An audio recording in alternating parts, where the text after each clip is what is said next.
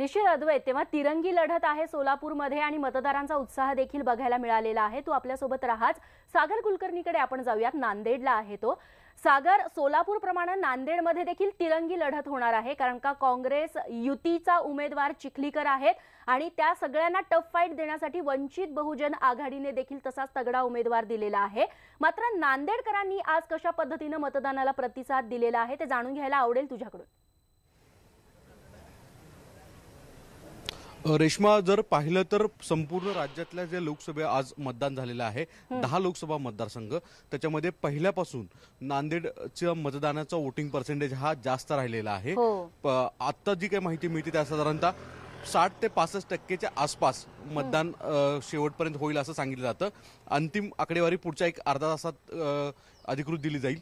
मुजीब शेख आपले इथले स्थानिक रिपोर्टर आहेत, ते देखील याबाबत अधिक बोलतील। मुजीब, सकाळपासून कशा पद्धतीने आपण वेगवेगळ्या ठिकाणी तू फिरत होतास, कसं वातावरण होतं ग्रामीण भागामध्ये आणि शहरी भागामध्ये? बरोबर आहे, सकाळपासून आपण पाहतोय की सकाळपासूनच मतदारांचा खूप चांगला उत्साह होता। प्रत्येक मतदार केंद्रांवरती सकाळपासून मतदारांची खूप मोठ्या प्रमाणामध्ये रांग होती, खूप मोठ्या प्रमाणामध्ये गर्दी होती। खरं तर उन्हाळा आहे, 42 ते 43 डिग्री सेल्सिअस पर्यंत तापमान जाईल अशी शक्यता होती, परंतु आज तापमान थोडंसं कमी होतं, त्यामुळे देखील मतदानाचा जो टक्का आहे तो थोडासा वाढला होता। आणि दुपारनंतर थोडंसं 4-4:30च्या नंतर मात्र थोडंसं मतदानाची जी टक्केवारी आहे ती थोडीशी कमी होत चाललेली आहे। खरं तर 4च्या नंतर परत ही टक्केवारी वाढेल असं वाटत होतं, परंतु 4 ते 6 या दरम्यान आपण अनेक मतदान केंद्रांवरती फिरलो, परंतु मतदारांचा जो उत्साह होता किंवा मतदारांची संख्या होती ती थोडीशी कमी वाटली। गेल्या लोकसभा निवडणुकीमध्ये 60% इतकं मतदान झालं होतं, परंतु यंदा 63 ते 64% होण्याची शक्यता। आतापर्यंत 5 वाजेपर्यंत 61% मतदान झालेले, 3 ते 4% हे आता यावर्षी मतदान आता वाढलेलं दिसते आपल्याला।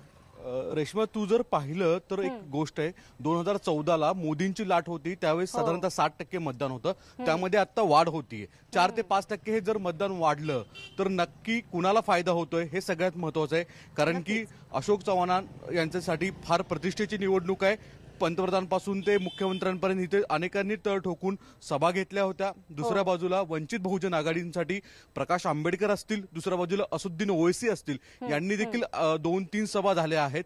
या सगळ्या पार्श्वभूमीवर अशोक चव्हाणांचा जलवा परत एकदा तशाच स्वरूपाचा आहे का, की अधिक मतदान जे झालं ते नेमकं अशोक चव्हाणांसाठी डोकेदुखी ठरेल, हे आता 23 मेला स्पष्ट होणार आहे। नक्कीच रेश्मा।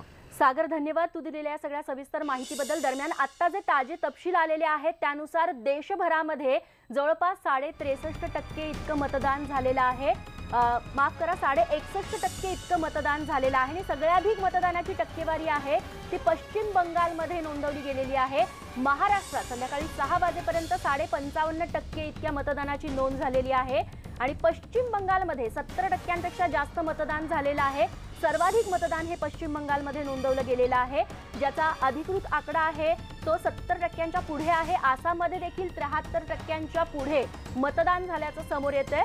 आणि थेट जाऊयात दिल्लीला, याबद्दल अधिक तपशील आपण प्रशांत लीला रामदास आमच्या प्रतिनिधींकडून जाणून घेऊयात। प्रशांत, काय तपशील? आणि खास करून जर बघितलं आतापर्यंत जी 6 वाजलेले आहेत, अनेक ठिकाणी मतदान जरी बंद झालं असून काही राज्यामध्ये अजूनही मतदान सुरू आहे। ज्या ठिकाणी तांत्रिक अडचणी आल्या होत्या त्या ठिकाणी अजूनही मतदान असं म्हणता येईल की सुरू आहे। अनेक ठिकाणी अजूनही रांगा आहेत, त्यामुळे ही जी आकडेवारी सध्या आलेली आहे, केंद्रीय निवडणूक आयोगाने जी आपल्याला आकडेवारी दिलेली आहे त्यामध्ये टेंटेटिव्ह जी माहिती पुढे आली त्यामध्ये जवळपास 61.54% म्हणजे जवळपास 62% मतदान हे 12 राज्यामध्ये झालेलं आहे। त्यामध्ये खास करून जर बघितलं तर आसाममध्ये जवळपास 73% मतदान झालेलं आहे, बिहारमध्ये जवळपास 57% मतदान झालं आहे, जम्मू काश्मीरमध्ये जवळपास 44% मतदान झालेलं आहे, महाराष्ट्रामध्ये 56% मतदान झालेलं आहे, मणिपूरमध्ये सर्वात जास्त म्हणजे 75% मतदान झालेलं आहे, ओडिशामध्ये 57%, तामिळनाडूमध्ये 63%, उत्तर प्रदेशमध्ये 59%, वेस्ट बंगालमध्ये 76%। म्हणजे दुसऱ्या टप्प्यामध्ये सर्वात जास्त मतदान हे पश्चिम बंगालमध्ये झालेलं आहे, जवळपास 76% आहे। आणि त्यानंतर चंदीगड जे खास करून केंद्रशासित प्रदेश आहे तिथे जवळपास 68% आणि पुदुचेरी इथे जवळपास 74% मतदान झालेलं आहे। पण ही जी आकडेवारी आहे अजूनही टेंटेटिव्ह आहे, कारण की ही जरी निवडणूक आयोगाकडून आकडेवारी आली असेल पण अजूनही काही ठिकाणी मतदान सुरू आहे। त्यामुळे जोपर्यंत मतदान पूर्ण होणार नाही तोपर्यंत संपूर्णपणे सेकंड फेजची म्हणजे साधारणतः 95 लोकसभा मतदारसंघातील 1600 उमेदवारांच्या भवितव्य जे आहे, ज्या ईव्हीएम बंद होत आहे, पण काही ठिकाणी मतदान केंद्र मतदान अजूनही सुरू आहे।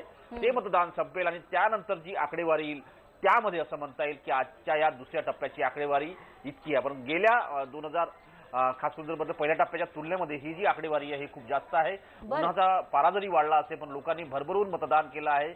भारतीय लोकशाहीच्या नक्कीच. सणामध्ये तेव्हा संध्याकाळी 6 वाजेपर्यंत जो आकडा आलेला आहे त्यानुसार संध्याकाळी 6 वाजेपर्यंत 61.5% इतकं मतदान झालेलं आहे संपूर्ण देशभरामध्ये. प्रशांत, धन्यवाद तुम्ही दिलेल्या माहितीबद्दल. यानंतर आपण जाऊयात बीडला. सिद्धार्थ गोदाम आमचे प्रतिनिधी आता आपल्यासोबत आहेत.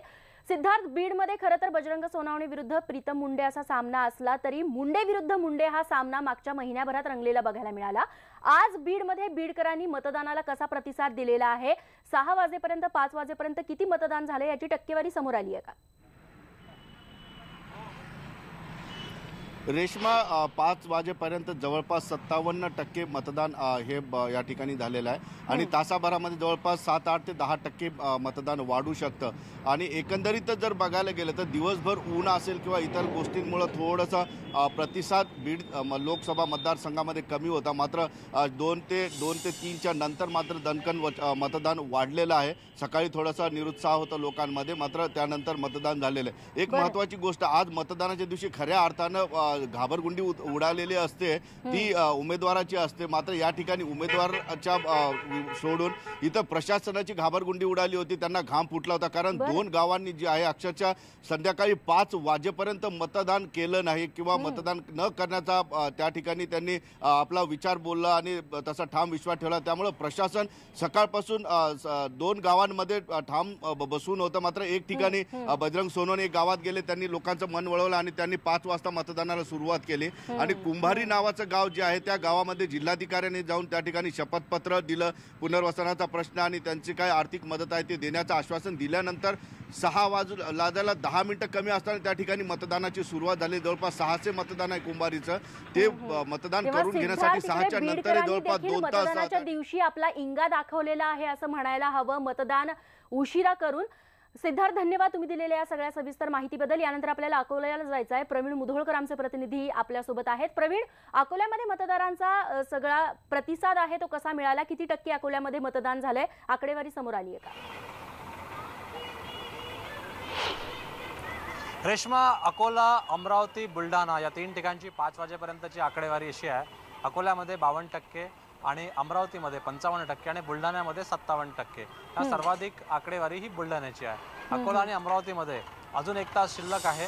जेवढे लोक मतदान केंद्राच्या आत गेलेले आहेत त्यांचं मतदान होईस्तोवर ही प्रक्रिया सुरू राहील. आता मतदान झाल्यानंतर EVM मशीन, बॅलेट युनिट्स आणि VVPAT मशीन्स ज्या ठिकाणी केंद्र आहेत त्या ठिकाणी STच्या माध्यमातून जाणार आहेत. नंतर हे या सगळ्या EVM मशीन पूर्णपणे सील करून कंटेनरमध्ये ठेवून त्या स्ट्रॉंग रूम पर्यंत पोहोचवल्या जाणार आहे. आणि निवडणूक आयोगानं सांगितलं आहे की हे जे ट्रक्स असतील या ट्रक्सना या ठिकाणी यंत्रणा लावावी लागणार आहे आणि GPRS असल्याशिवाय त्या ट्रकमध्ये EVM ठेवली जाणार नाही आहे. हे GPRS असलेले ट्रक्स हे ह्या मशीन्स, EVM मशीन्स, VVPAT हे स्ट्रॉंग रूम पर्यंत नेतील आणि स्ट्रॉंग रूमला तिहेरी सुरक्षा व्यवस्था राहणार आहे. BSF किंवा CISF पहिले त्या ठिकाणी कव्हर राहील, नंतर SRPF आणि नंतर महाराष्ट्र पोलीस. त्यामुळे तिहेरी सुरक्षा व्यवस्थेमध्ये या ठिकाणी CCTV कॅमेरे पण राहणार आहे. त्यामुळे प्रकाश आंबेडकरांनी आरोप केला की या ठिकाणी VVPAT मशीन्स काम करत नाही, EVM मशीन काम करत नाही, बटन एकाला दाबलं दुसऱ्याला मत मिळतं आहे. पण या संदर्भात प्रशासनानं खुलासा केला की अशा कुठल्याही तक्रारी ज्या आल्या त्या तक्रारी दाखल करण्यात आल्या, पण हे काही खरं नाही आहे. तर दुसरीकडे या संपूर्ण अमरावती असेल, अकोला असेल, बुलढाणा असेल, प्रतिष्ठा पणाला लागली आहे. नवनीत राणा विरुद्ध आनंदराव अडसूळ यांचं भवितव्य जे आहे ते मतपेटी मतमशीनमध्ये बंद झालेलं आहे. आणि या सगळ्यांचा निकाल आता 23 मे रोजी येणार आहे. दुसऱ्या टप्प्यातलं मतदान पार पडलेले आहे. अजून 2 टप्पे बाकी आहेत आणि या सगळ्या मतदारसंघांचा आढावा आपण घेतला. प्रवीण, धन्यवाद तुम्ही दिलेल्या या सगळ्या सविस्तर तपशिलांबद्दल.